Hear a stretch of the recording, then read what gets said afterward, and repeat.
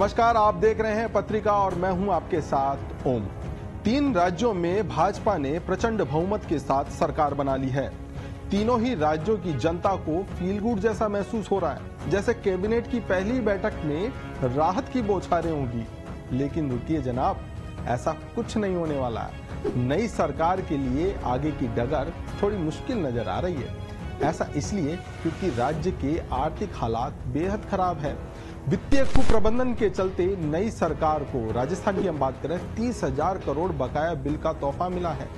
हाल ही में आरबीआई की एक सालाना रिपोर्ट प्रकाशित हुई है, जिसमें 12 राज्यों के वित्तीय कुप्रबंधन पर न केवल चिंता जताई गई है, बल्कि राज्यों को चेतावनी भी दी गई है। रिजर्व बैंक ने अपनी रिपोर्ट में सलाह दी है कि गैर जरूरी वस्तुओं और सेवाओं पर सब्सिडी देने और लोक लुभावनी गारंटी के लिए अतिरिक्त बजट का आवंटन राजकोषीय घाटे को बढ़ा सकता है। ये चिंता की बात है। अब ये जान लेते हैं कि ये 12 राज्य कौन कौन से हैं जिसको लेकर आरबीआई ने चिंता जताई है। सबसे नंबर 1 पर है, टॉप पर है राजस्थान, फिर पंजाब, बिहार, अरुणाचल प्रदेश, गोवा, हिमाचल प्रदेश, मणिपुर, केरल, मेघालय, मिजोरम, पश्चिम बंगाल और नागालैंड। इन सभी राज्यों का जो चालू वित्त वर्ष में राजकोषीय घाटा है वो 4% से ज्यादा होने का अनुमान जताया गया है। राजस्थान अपनी राजस्व आय यानी विभिन्न प्रकार के टैक्सों जैसे वेट, सेक्स कहीं ना कहीं आपकी जेब से लिया जाता है। उस इनकम का 13.8% तो केवल कर्ज लिया गया है उसके ब्याज में ही चुकाना पड़ता है। अब जान लेते हैं प्रदेश में जो कर्ज है उसकी आपकी जिंदगी पर क्या असर पड़ने वाला है। राजस्थान को वित्तीय वर्ष में दिसंबर तक के लिए 45,000 करोड़ की बोरोइंग लिमिट मिली थी।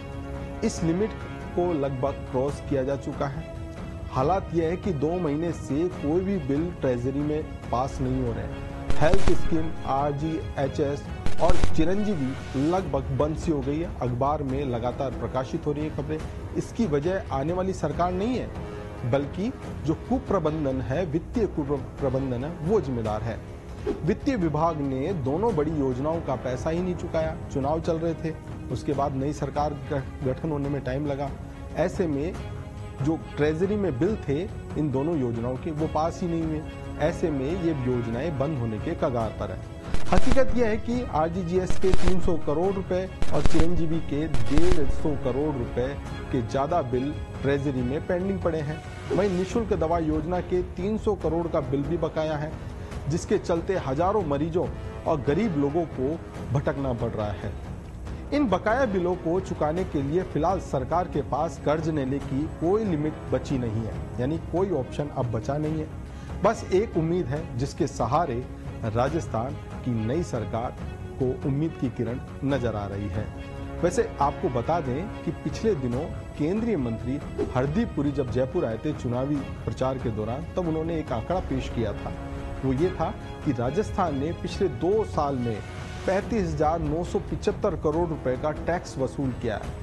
ये 2021, 2022 और 2022 से 2023 नवंबर तक का ये आंकड़ा उन्होंने दिया था।